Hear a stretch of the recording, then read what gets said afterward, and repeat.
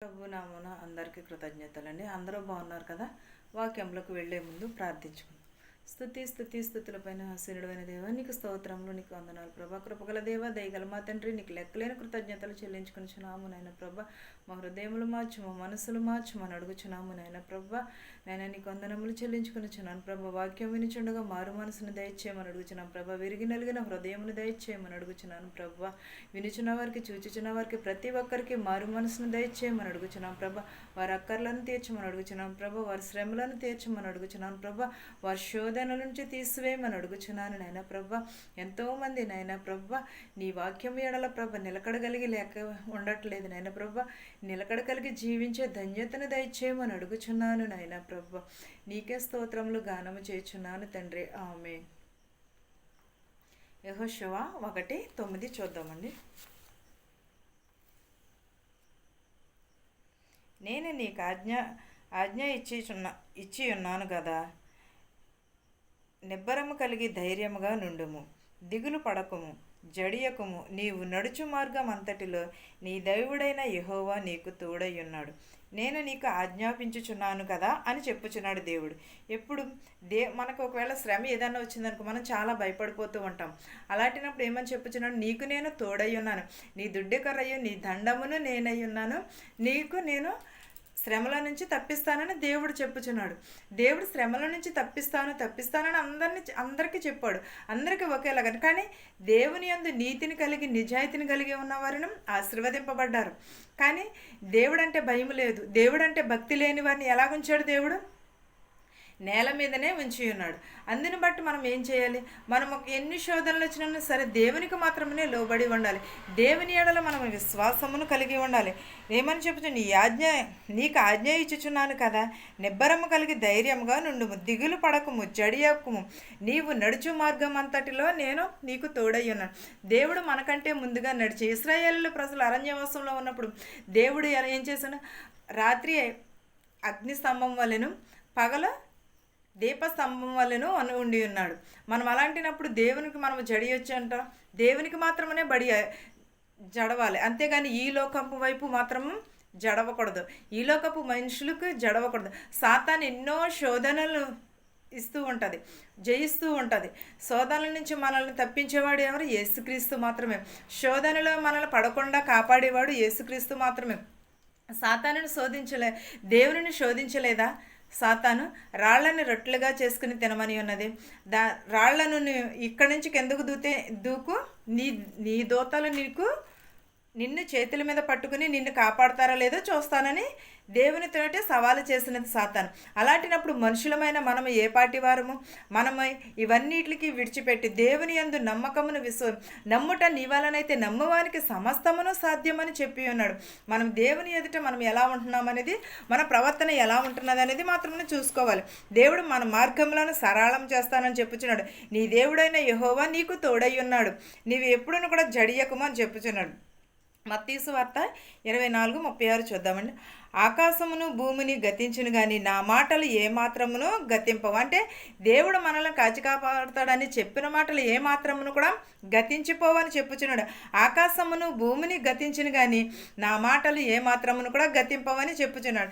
మనం దేవుని బైబిల్లో ఉన్నది ఏ ఒక్క సున్నైనను సరే, ఒక్క అక్షరమైనను సరే పొల్లిపోకుండా ఆజ్ఞ ప్రకారం దేవుడిచ్చిన ఆజ్ఞ ప్రకారము అవన్నీ కూడా నెరవేరుతాయని చెప్పుచున్నాడు. నెరవేర్చినను కూడా మనం ఏం చేస్తున్నాము? వాటిని గ్రహించలేకపోచున్నాము. ఇది నాది, అది నాది అని ప్రాకులాడుచున్నామే తప్ప, తినుచు త్రాగుచు సుఖించుచున్నాము తప్ప కానీ దేవుని మాత్రం స్తుతించటం మర్చిపోతున్నాం. ఇవన్నీ ఇచ్చిన దేవుని స్తుతించలేకపోచున్నామే. మనం ఆకాశమును భూమిని గతించును కానీ దేవుని మాటలు ఏమాత్రమును గతించవు, ఏమాత్రమును కూడా గతించిపోవని చెప్పుచున్నాడు. మనం అలాంటినప్పుడు దేవుని ఎడల ఇంకెంత నమ్మకమును విశ్వాసమును కలిగి ఉండాలి. దేవుడు అంటే మనకి భయం లేదు, మన ఇష్టానుసారంగా మనము బతుకుతున్నాము. ఈ పాపలోకపు వైపే చూస్తున్నాము తప్ప కానీ దేవుని వైపు ఇది నా మాటే నెగ్గాలి, నేను చెప్పిందే వినాలి, లేకపోతే నేను చెప్పిందే శాసనం, ఇవి ఈ ఇలాంటి వాటి కోసమే ప్రాకులాడుచున్నారు తప్ప కానీ దేవుడు త్వరగా వచ్చుచున్నాడు, లేఖనములు నెరవేరుచున్నవి, లేకపోతే దేవుడు ఏ నిమిషమును వచ్చినా ఎవ్వరికి ఏ మనుషుడికి కూడా భయం అనేది లేదు. మనము భయమును కలిగి ఉండాలి. యెహోవా యందు భయభక్తులు గలవారు ఆశీర్వదింపబడును అంటున్నాడు. యెహోవా యందు నీతి కలిగిన వారు దీవింపబడునని చెప్పుచున్నాడు. అలాంటినప్పుడు మనం వాక్యాలు వింటున్నాము, చదువుతున్నాము, కానీ అవి మన హృదయంలోనికి గ్రహించుకోలేకపోతున్నాము. ఇర్మియా 31:3 చూద్దామండి. శాశ్వతమైన ప్రేమతో నేను నిన్ను ప్రేమించుచున్నాను గనుక విడువక నేను నీ ఎడల కృప చూపుచున్నాను. ఏంటని? దేవుడు శాశ్వతమైన ప్రేమతో మనలను చూపుచున్నాడు. ఆయన విడువక మన చేయని ఎప్పుడును కూడా పట్టుకుని ఉంటున్నానని చెప్తున్నాడు. తిరిగి మనం ఏమి చెల్లించుచున్నాము? మన వాక్యము మన హృదయంలో నింపుకొనిచున్నామా, లేకపోతే వాక్యమును మనం అనుసరించి నడుచుకునిచుంటున్నామా? వాక్యానుసారంగా మనం నడుచుకునిచుంటున్నామా? ఏం చేస్తున్నాము? మనము వాక్యాన్ని నామకార్థంగా చదివితే సరిపోదు, కానీ వాక్యము మన హృదయంలో నింపుకోవాలి. నీ హృదయంలో నా హృదయంలోనూ కూడా భద్రంగా ఉంచుకోవాలి. అప్పుడే దేవుడు మనకి సరైన తీర్పును, సరైన నడవడికను కూడా దేవుడు కలగజేస్తాడు. దేవుని నమ్ముకుని ఉన్నవారు మౌనంగా ఉండాలి. మౌనంగా ఉంటే దేవుడే మనలను ఆశీర్వదిస్తాడు. ఎవరు ఎన్ని శోధనలు పెట్టినా, కానీ దేవునిలోకి వచ్చిన తర్వాత చాలా శోధనలు వస్తూ ఉంటాయి. ఒకవేళ మనకి ఎన్నో శోధనలు, వేదనలు వస్తూ ఉంటాయి. ఒకవేళ మన కుటుంబంలో రావచ్చు, లేకపోతే బయట రావచ్చు శ్రమలు, ఏదైనాను కూడా జరగవచ్చు. కానీ మనము దేవుని నమ్ముకున్నప్పుడు మౌనముగానే మాత్రమే ఉండాలి. ఆయన మన చెయ్యవిడువాడు, శాశ్వతమైన ప్రేమతో మనలను కప్పుచున్నాడు గనుక నేను మీ ఎడల కృప చూపుచున్నానని చెప్పుచున్నాడు. దేవుడు శాశ్వతమైన ప్రేమ మనలో ఉన్నప్పుడు ఎన్ని శోధనలు వచ్చినా, ఎన్ని వేదనలు వచ్చినా కూడా వాటి నుంచి విడిపించటం ఎవరి వలన కాదు. ఒకవేళ మన భర్త వల్లనే రావచ్చు, లేకపోతే మన తోటి వారితో రావచ్చు, మన చుట్టుపక్కల ఉన్న వారితో రావచ్చు, ఎవరితోటైనా రావచ్చు, కానీ వారందరికీ మాత్రం దేవుడు శిక్ష విధించుకుంటారు. దేవుడు శిక్ష వేస్తూ ఉంటాడు ఎప్పుడును కూడా. దేవుడు మాత్రమే ఏదైనా కూడా చేయగలదు.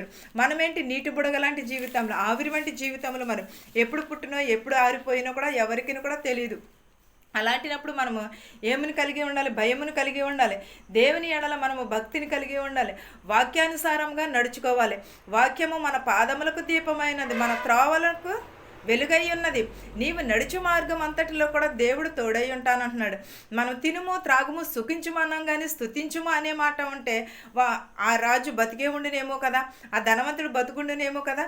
కానీ మనం ఏం చేస్తున్నాము? సుఖిస్తున్నాము తప్ప కానీ సుఖము కోసము ప్రాకులాడుచున్నాం, కానీ దేవుని వాక్యమును అనుసరించే. కానీ వాక్యమును అనుసరించేవారు పదవుల కోసమును కాదు, కానీ మనం ఎంతసేపును కూడా వాక్యమునకు మాత్రమే లోబడి ఉండాలి. మనం వాక్యానికి లోబడి లేకోకుండా మనం ఎంత చదివినా కూడా, మన హృదయంలో వాక్యం ఎంత లేకపోయినా కూడా అది వ్యర్థమే. ఈ వాక్యమును మీకును మాకును మనందరికీ తోడయుండును గాక. ఆమేన్. ప్రార్థించుకుందాం.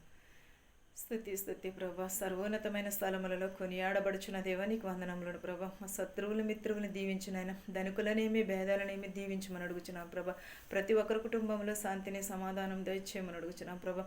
వృద్ధాప్యంలో ఉన్నవారిని, నడువయసులో ఉన్నవారిని, అంగవైకల్యం కలిగిన వారిని, గ్రుడ్డివారిని, మోగవారిని దీవించమని అడుగుచున్నాను ప్రభా.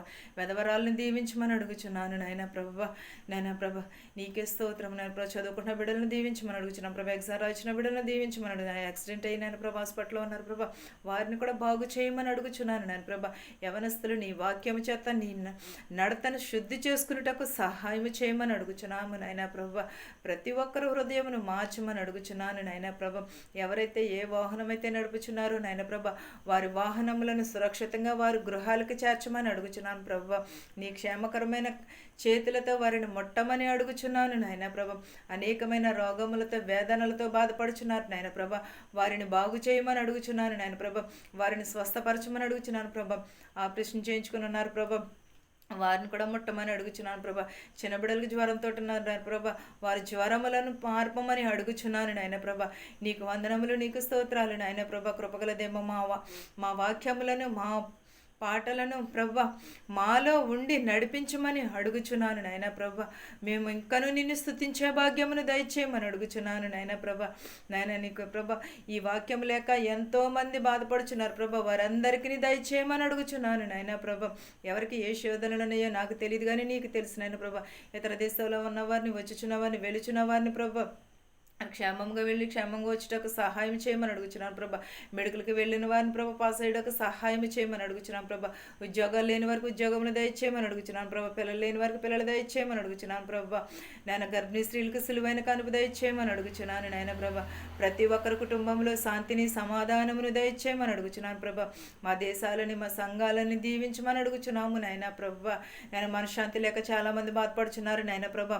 వారిని కూడా దీవించమని అడుగుచున్నాను ప్రభా. వారందరికీ మనశ్శాంతిని దయచేయమని అడుగుచున్నాను నాయన ప్రభా. నా ప్రార్థనను నీ పాదసని చేర్చుకోమని నజరేయుడని యేసు నామములో అడుగుచున్నాను తండ్రి, ఆమేన్. పరలోకమందున్న మా తండ్రి, నీ నామము పరిశుద్ధపరచబడును గాక, నీ రాజ్యం వచ్చును గాక, నీ చిత్తము పరలోకమందు భూవేందు నెరవేరినట్లును మా అనుదినాహారము నేడు మాకు దయచేయము. మా రుణస్థులను మేము క్షమించిన ప్రకారము మా రుణములను క్షమించము. దుష్టు నుండి శోధన నుండి తప్పించము. రాజ్యమును శక్తియు మహిమయు నిరంతరము నీవై ఉన్నావు మా తండ్రి, ఆమేన్. అందరికీ వందనాలు.